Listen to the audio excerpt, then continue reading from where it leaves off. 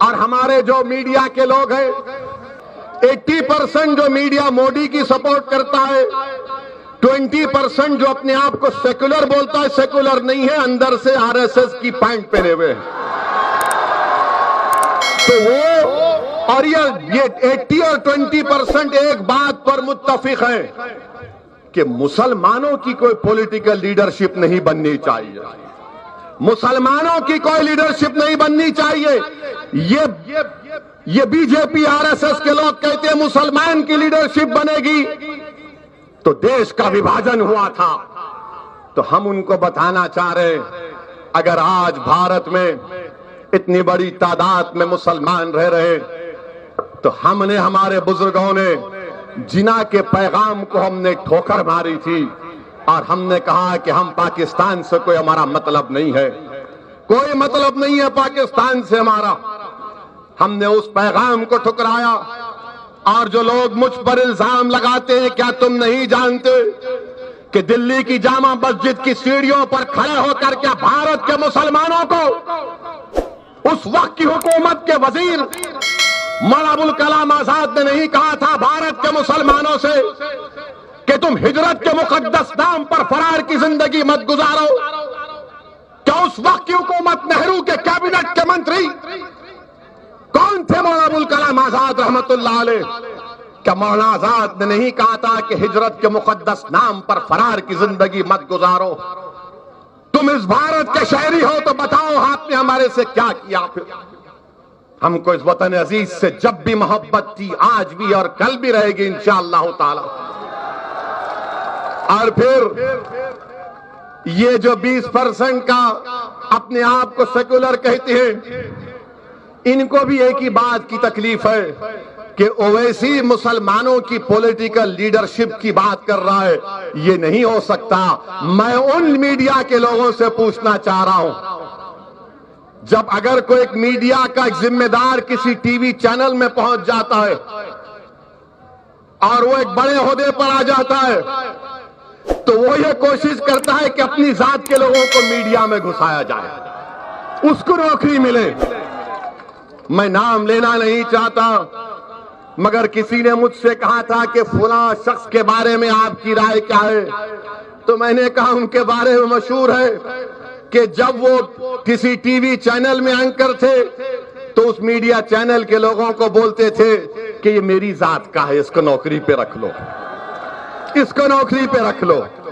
आज आकर आप इंटरव्यू ले रहे लोगों का कि ओवैसी का सभा है, मजलिस की सभा है, बोलो क्या होगा, उत्तर प्रदेश में क्या होगा। अच्छा, सवाल कैसे करते, मुसलमान का अगर वोट नहीं मिला तो बीजेपी आ जाएगी? पूछते हैं ना, बोलते हैं ना, अगर मुसलमान का वोट डिवाइड हुआ तो बीजेपी आ जाएगी। ये हर एक सवाल करता है ना आपसे, मुसलमान का वोट डिवाइड हुआ तो बीजेपी आ जाएगी, पूछते हैं ना। अच्छा, आप मेरे सवाल का जवाब दो।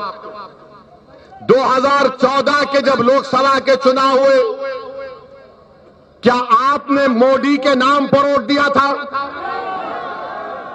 किसने बीजेपी को वोट नहीं दिया? हाथ उठाइए।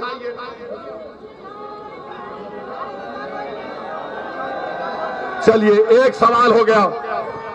2017 का विधानसभा का चुनाव हुआ, किसने योगी को या बीजेपी को वोट दिया? हाथ उठाइए। नहीं दिया? किसने नहीं दिया? हाथ उठाइए।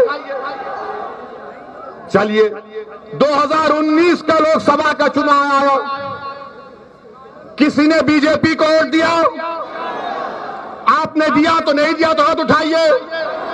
अरे 20% मीडिया आलो, चुल्लू पर पानी में डूब मरो, देखो ये हमारी वफादारी है। बेशर्मो, देखो ये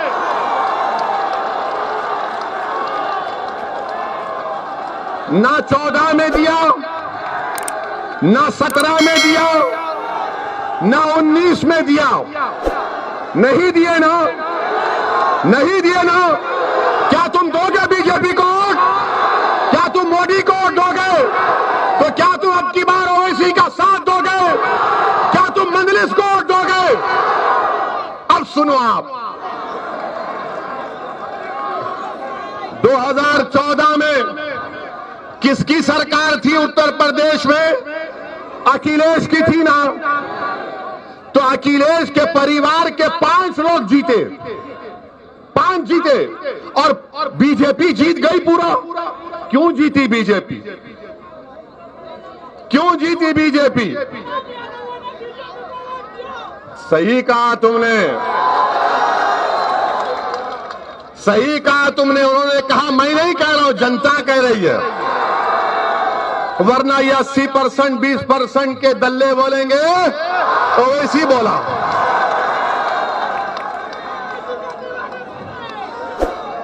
दो 2017 का विधानसभा हुआ, क्या आपने बीजेपी को वोट नहीं दिया तो कैसे योगी मुख्यमंत्री बन गए?